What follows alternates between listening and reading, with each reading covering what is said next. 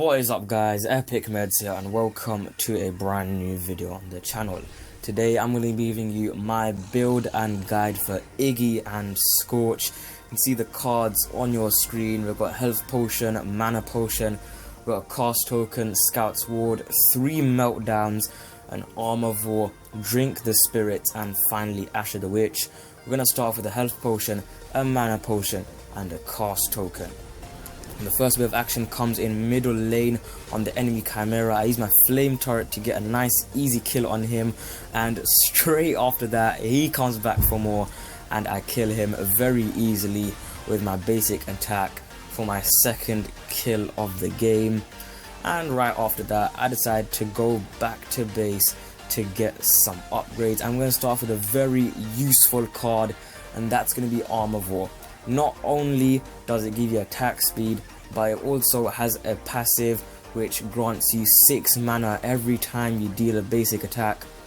So it basically acts as a mana potion, and it's really useful, especially when you want to keep dealing abilities on your enemies. Very useful in team fights and stuff like that.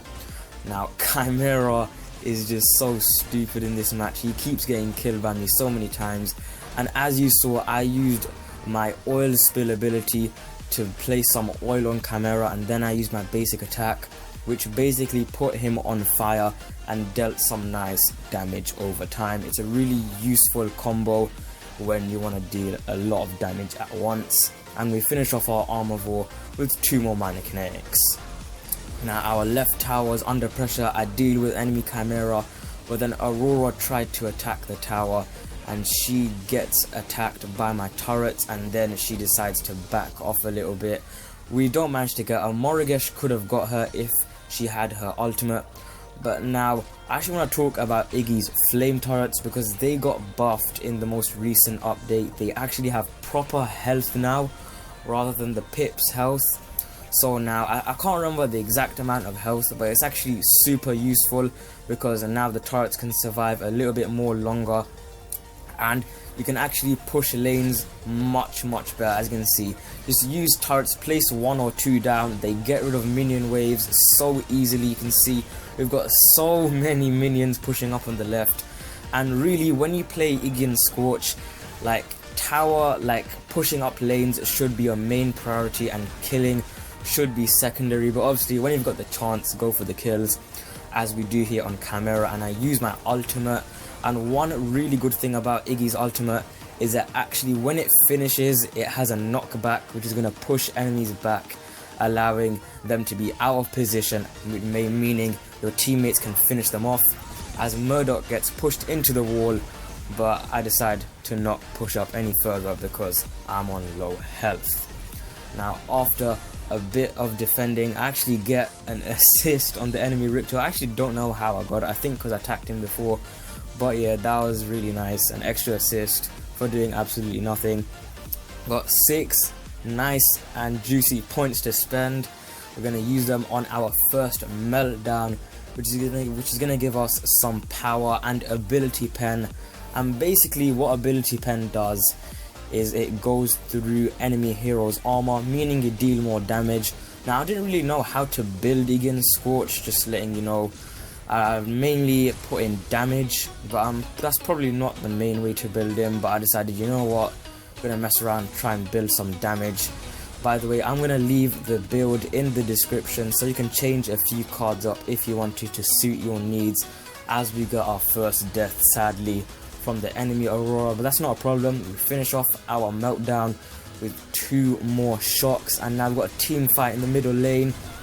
Again, assist on the enemy gadget, and we're gonna go ahead and deal some nice damage to that Murdoch, and Kalari is gonna kill him for my 3rd assist of the game, which is really nice. And now I think we're gonna kill Chimera here, not too sure. Actually, we're gonna push the lane up, and once again this is another example of how easy it is to push up lanes with Iggy and Scorch. Look at how many minions we're building up. Very easy to push lanes. Chimera can't do anything about this crazy mid lane push, and we're gonna decide to go back now with 5 points to spend. this match. 17 minutes in and we've already got 8 kills. Absolutely crazy. Who said it's hard to play Iggy? Anyway, we've got Meltdowns coming up. I'm going to put one more in and we're going to fill that up with a cast, and that's all we can do for now. And after that, nothing really happened.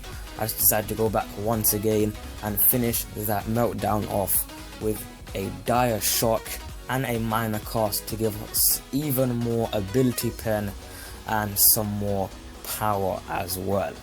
Now I've got a bit of a gank coming up on the enemy Murdoch. I actually decide to back off first, and then I come back in and use my ultimate to finish him off. He almost we actually get an assist on him. Actually, I thought we got the kill. That doesn't matter. Assists and kills, near enough the same thing. You just don't get the XP. But sadly, once again, Aurora kills me. But that doesn't matter because we're going to discard our cost token and put in our third and final Meltdown, and that's all we can do for now. 3 more points to spend after pushing up right lane a little bit.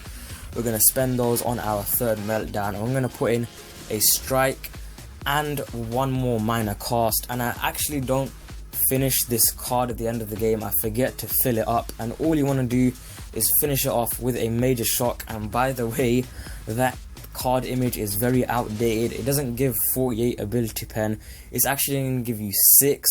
Just keep that in mind. Just finish that card off with a major shock, and the full build will be in the description anyway, so you can check that out and change any cards that you want to. Now mid lane, team fight going on. I get my 9th kill of the match on, I think that was Chimera again. I don't know what it was with that guy, but we kept on killing him. And discard the mana potion, get a drink the spirits. Now this card is actually a pretty nice one.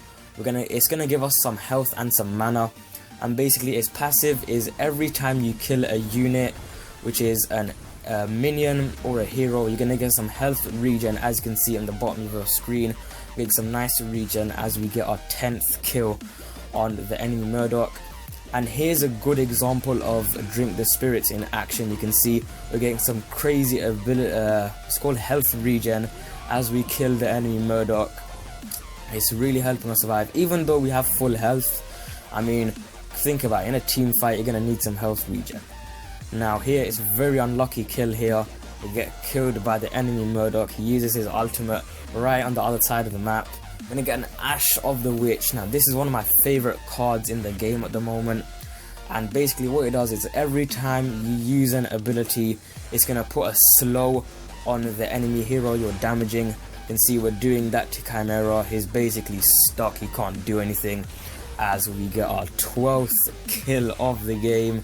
The health regen at the bottom of the screen is going crazy with those Drink the Spirits. Now 6 more points to spend. We're going to put them into the Ash of the Witch with 2 more major casts, and now we're going to get, I believe this is an assist on the enemy Chimera. Yep, it is. Kalari doing some nice damage on him. Now after we got all prime, Rictor was chasing us in the jungle.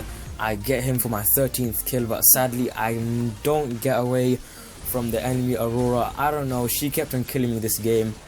But yeah, 13 kills, 4 deaths, 6 assists, pretty good as we finish off with a major cast on our Ash of the Witch.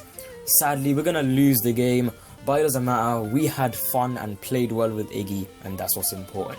Anyway, I hope you guys enjoyed this video. If you did, be sure to drop a like, comment down below what you think of the build, and by the way, I'm going to leave the build in the description so you can check the cards out, and don't forget to subscribe to know when my content comes out. Anyway, thanks for watching and peace.